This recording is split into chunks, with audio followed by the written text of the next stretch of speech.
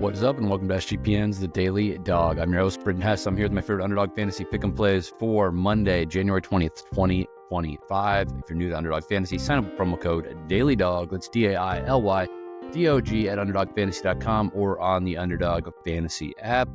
Again, that's promo code DAILYDOG, DAILYDOG at UnderdogFantasy.com or on the Underdog Fantasy app. You'll get a 50% deposit match bonus worth up to $1,000.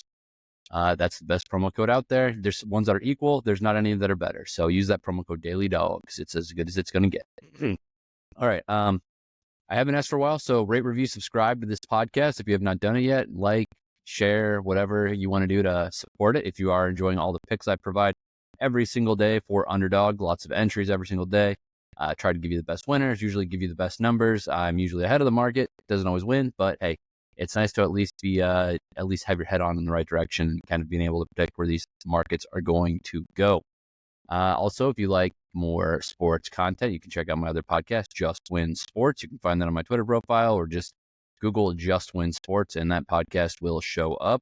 Or Just Win MMA. If you are an MMA bettor or someone who's interested in MMA, usually have a great panel of guests each week on that show. So check out Just Win MMA as well. All right. An NFL entry a day keeps the doctor away. Let's go with NFL number one. We're just getting this one in early this week because I think these numbers are going to move. Austin Ekeler, higher than 47.5 rushing plus receiving yards. Both playoff games, he's gone over this number, had higher than this number in both rounds of the playoffs against the Bucks and against the Lions. Obviously, the defense for the Eagles is better than those teams, but Ekeler is a guy that can hurt you through the ground, through the air. He can hurt you basically anywhere. So I think that the veteran is going to be counted on in this game. He's had a very solid season this year, despite some injuries. I think that he's been an important part of this team, an important aspect of the success of this Commanders team. I think they're still going to give him 10 to 15 touches in this game. On 10 to 15 touches, 47.5 rushing plus receiving yards is very, very doable. Give me Austin Ekeler, higher than 47.5 rushing plus receiving yards. Pairing that with the kicker out of Kansas City, Harrison Butker, higher than 1.5 field goals made. I think that this game against the Bills will be pretty tight. I think kicking is going to be important. I think Harrison Butker has been there, done that. I think he's been able to kick 2 field goals in this game. I don't necessarily think that the Travis Kelce Express is going to be as wide open in this one as it was last week in the red zone. I think that they're going to have to kick a couple field goals. I think Butker is well equipped to do that job. It's a 3x multiplier. All right, main attraction of the day, college football. We got the national championship this evening. I'm going with Riley Leonard, lower than 37.5 rushing yards. This one has moved down a little bit already. I think that there's going to be tough sledding in the running game for the Notre Dame Fighting Irish against his Ohio State defense, which is basically the best one in the country. They don't allow too much space to the run game. I think Riley Leonard's power running style isn't going to be a good match for the way Ohio State plays D. Maybe if he had a little more speed, he could maybe catch him off guard once or twice, but I think the defensive front is going to be way too fast to allow Riley Leonard to get off any chunk plays. So I think he's going to have tough sledding rushing, lower than 37.5 rushing yards for Riley Leonard, Notre Dame quarterback. Pairing that with G. Scott, tight end for Ohio State, higher than 17.5 receiving yards. This is basically 2 catches. I think it's very, very likely that G. Scott gets at least 2 catches in this game. I think it's very likely that he can get this on 1 catch.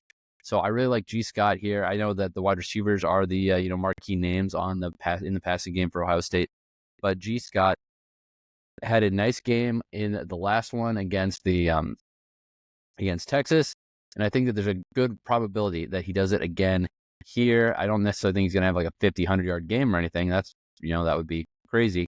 But I do think that him, getting 2-3 catches for 25, 30 yards is very much in the realm of possibility. It's just like everyone's wants to talk about Jeremiah Smith, who's obviously awesome. Everyone wants to talk about Emeka Egbuka, who's also very awesome.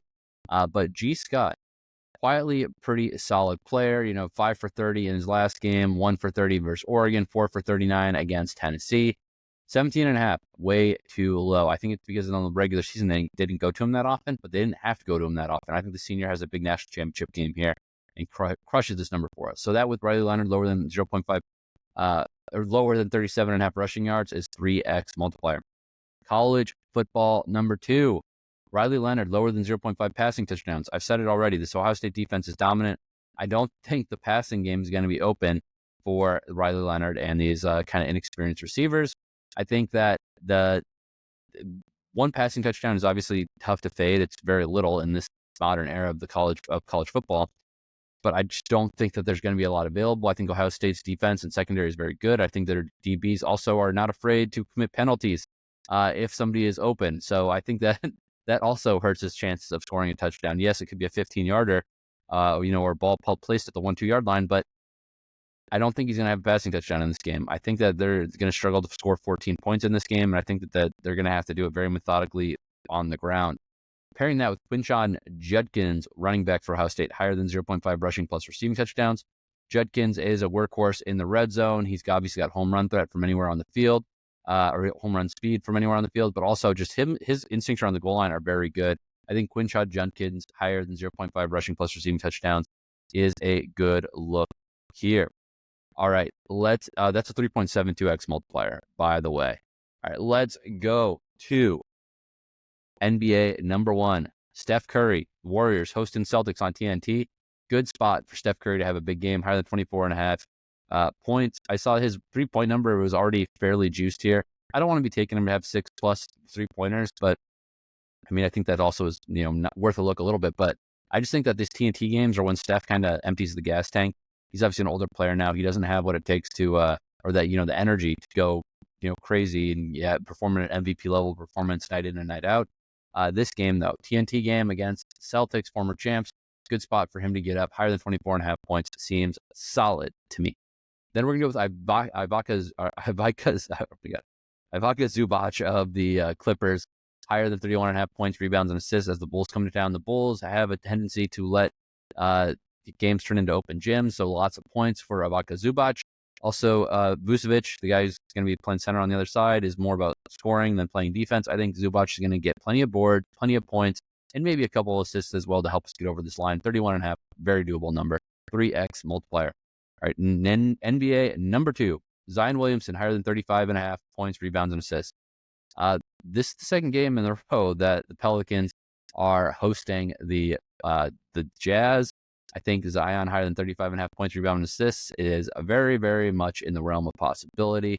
I think that he did it last time because there's so many injuries to the interior and the big men of this Jazz team. I don't think that's changed. Yes, Walker Kessler should be back, but I still think Zion is going to have plenty of room to eat. I think he's going to get 20+ points, 15 rebounds, and a couple assists as well. So 35.5 is very, very doable for Zion in this spot. Pairing that with Kristaps Porzingis, higher than 27.5 points, rebounds, and assists. I love targeting big men against the Warriors team. I just don't think they're very strong on the interior. I think Porzingis, again, can have a nice game, high teens, low 20s in points, near double-digit rebounds, and a couple assists. It's going to be pretty easy, I think. 3x multiplier. Zion Williamson higher than 35.5 points, rebounds, and assists, and Kristaps Porzingis higher than 27.5 points, rebounds, and assists. NHL number 1, Ilya Sorokin, goalie for the New York Islanders, a team that doesn't impress me much, a team I don't like that much.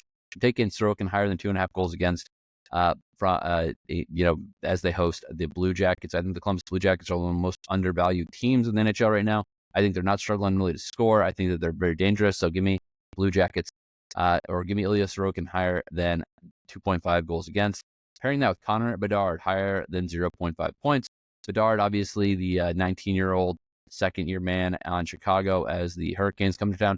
Hurricanes much more potent on the road than at home, so I'm going to be taking the young star to get a point here. That's a 2.89x multiplier. NHL number 2, Anze Kopitar, higher than 0.5 assists. Man, he's been letting us down on this one lately. I think last time we had him, he scored a goal, not an assist, but Penguins in town, usually no shortage of goals available when the Penguins are in town. Give me Anze Kopitar higher than 0.5 assists because they're going to be scoring probably 3 or 4 goals in this game. And I think if that happens, Kopitar is going to have a high likelihood of getting a helper.